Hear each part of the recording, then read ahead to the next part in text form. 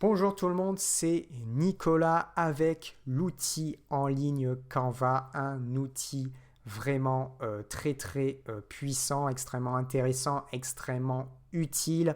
Je vous rappelle que la formation Canva est disponible en lien dans la description. N'hésitez pas également à voir l'ensemble de mes formations en graphisme design. Alors, ce qu'on va voir là, c'est comment créer une couverture de livre numérique en utilisant Canva. Alors, on va commencer par aller créer un design. Et dans créer un design, alors ici, je vais avoir suggéré, je vais directement aller dans couverture de livre et je vais trouver vraiment la taille idéale directement. Alors, on va créer une couverture que j'ai intitulée Vie de choix. Donc, ce que je vais commencer par faire, c'est aller me positionner ici et puis on va changer pour mettre Vie de choix directement et on va mettre couverture. Voilà, Vie de choix. Alors, une fois qu'on a fait ça, donc je vais travailler étape par étape. On va commencer par la base. La base, c'est quoi? C'est intégrer notre arrière-plan. Donc, je vais basculer sur arrière-plan et on va prendre une couleur. Donc, on a le panneau des couleurs qui est situé ici. Et je vais mettre nouvelle couleur. On va aller prendre un bleu assez foncé. Voilà, comme ceci, un petit peu plus foncé. Voilà, ici, ça va être bien. Une fois que j'ai mis mon bleu foncé, j'ai mon arrière-plan, je vais également intégrer une image que je vais pouvoir ajuster. Donc, je vais aller dans Photo, ici, et on va taper Mountain, comme ceci. Alors, on va descendre un petit peu, on va aller prendre une image qui va bien correspondre. Alors là, c'est plutôt pas mal. On va descendre un petit peu plus loin.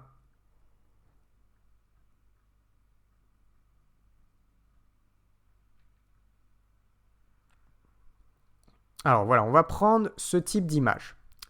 Alors je vais cliquer dessus. Donc vous voyez le ratio, on va perdre un petit peu en termes de ratio, mais c'est pas très grave. Je vais augmenter un peu, augmenter un petit peu. Et ce qu'on va faire, une fois qu'on a redimensionné, donc avec les différentes extrémités, c'est fondre cette image-là avec l'arrière-plan. Et pour cela, on va travailler ce qu'on appelle l'opacité. Donc, on va sur le panneau de transparence, qui va nous permettre de changer le pourcentage. On est sur du 100%. Plus on va réduire, plus on va diminuer, plus on va mettre de la... Comment dire ? On va changer l'opacité et donc on va pouvoir voir le bleu qui est situé en arrière-plan. Et là, je vais mettre une valeur légère, on va mettre une valeur de 30, comme ceci. Et là, ça permet d'avoir un petit fond qui n'est pas uni, avec une petite image. Derrière, on continue étape par étape. Je vais mettre mes éléments qui vont être structurants. Donc, éléments structurants, ça va être notamment une image principale. Je vais retourner dans mes photos. Et ce qu'on va faire, au lieu de mettre Mountain, on va mettre en anglais Road. Alors, on va prendre une image, voilà, comme ceci, et je vais aller sélectionner cette image-là. Donc, on fait un clic gauche, elle va apparaître ici, et ensuite, je vais pouvoir me redimensionner. Donc, on va venir se caler voilà, à ce niveau-là, et on va augmenter un petit peu le sens, voilà, ici, comme ceci. Alors, une fois que j'ai fait ça, je vais prendre mon outil rectangle. Donc, je vais aller dans éléments. On va sélectionner forme et on va prendre le rectangle de base. Donc là, on va rester sur quelque chose d'assez classique. Et ce rectangle-là, je vais venir me coller ici sur la largeur que j'ai mis par rapport à mon image. On va venir monter un petit peu. Alors, je vais même mon image la descendre un petit peu plus bas, voilà, et le rectangle ici. Alors, on va même augmenter un petit peu, voilà, comme ceci. Là, c'est bon. Une fois que j'ai fait ça, je vais changer la couleur de mon rectangle. Donc, on va dans le panneau des couleurs, nouvelle couleur, et on va se mettre en orange, comme ceci. Derrière, je vais centrer ces deux éléments. Donc, pour bien centrer l'ensemble, je vais cliquer sur mon rectangle orange, Shift. Je vais cliquer également sur mon image et ce qu'on va faire, on va grouper mes éléments. Grouper, ça va permettre quoi? Ça va permettre ensuite de pouvoir venir me centrer en utilisant mes guides intelligents. Je pourrais aussi me décaler, aller dans Position et sélectionner Aligner par rapport à la page, Centre et Centre. Et là, vous voyez, je suis sûr de bien être centré. Voilà, donc là, j'ai bien centré mes éléments. Donc, étape par étape, on a quelque chose qui est structuré. On va prendre le pourcentage de zoom et on va zoomer sur notre document. Là, c'est un petit peu trop. Voilà, on va se mettre à ce niveau-là. Là, c'est encore un petit peu trop. Voilà, ici. On va commencer par ajouter du texte. Je prends mon outil texte, ajouter un titre. Et on va taper vie de choix, comme ceci. On va appliquer une couleur, donc couleur de texte, et on va se mettre en blanc, ici, avec les couleurs par défaut. Derrière, on peut tout à fait changer la police. Par exemple, pourquoi pas prendre la police, je vais prendre cette police-là, Allegria sans black. Et on va redimensionner, alors en termes de taille, on est plutôt pas mal. Voilà, on va agrandir un petit peu. Et on va positionner vie de choix, voilà, ici. Alors, je vais simplement vérifier quelque chose. On va peut-être se mettre en... Je vais peut-être plutôt mettre la police Arimo. On va se mettre en bold.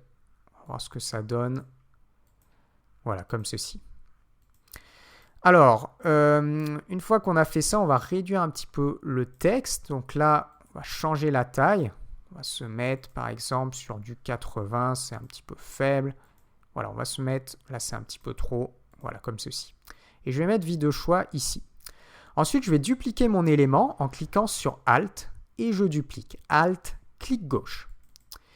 Et on va commencer par diminuer l'ensemble. Donc, on sélectionne le texte. On va se mettre, par exemple, sur du 32. Et on va taper quelque chose à l'intérieur.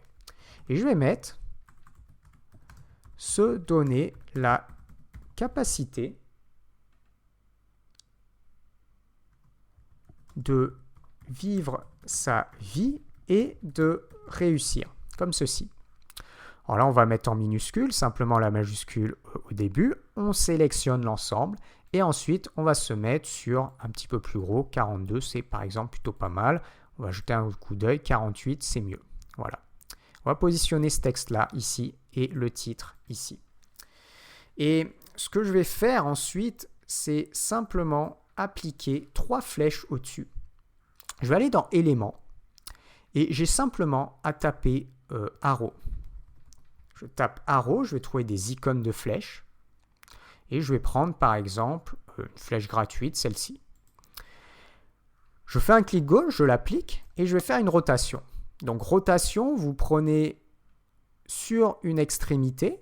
Alors ici, vous allez aller, voilà, alors ici pour que ça apparaisse, on va zoomer un petit peu plus. Voilà, là j'ai ma rotation et on va se mettre sur du 90. Ensuite, on va revenir sur du 25%. J'applique une couleur, panneau des couleurs, couleur blanche. Et ensuite, on va venir écraser un petit peu la flèche, la redimensionner. Alors là, bon, je vais la redimensionner un peu proportionnellement, mais aussi un petit peu dans ce sens-là. Et puis, on va venir se positionner. Ici, ça me paraît plutôt pas mal. On va laisser un petit peu plus d'espace en dessous. La vie de choix, on va se mettre là. Voilà. Et là, c'est plutôt pas mal. Et une fois que j'ai fait ça, je vais dupliquer cette flèche. Alt, clic gauche, se duplique. Alt, clic gauche, se duplique. Et ce que je vais pouvoir faire, c'est par exemple bien répartir mes flèches avec le même espacement. Donc pour gérer l'espacement, vous cliquez sur chaque flèche. Donc première flèche, Shift, deuxième, troisième. On va aller dans Position et on a l'espacement uniforme. Automatiquement, il va vous sélectionner le horizontal. Donc ça, c'est très pratique. Vous savez lequel il faut sélectionner. Vous sélectionnez horizontal et là, j'ai exactement le même espacement entre chacune de mes flèches. Derrière, je vais grouper mes flèches. Donc, je sélectionne la première, Shift, la deuxième, Shift, la troisième. Et je groupe.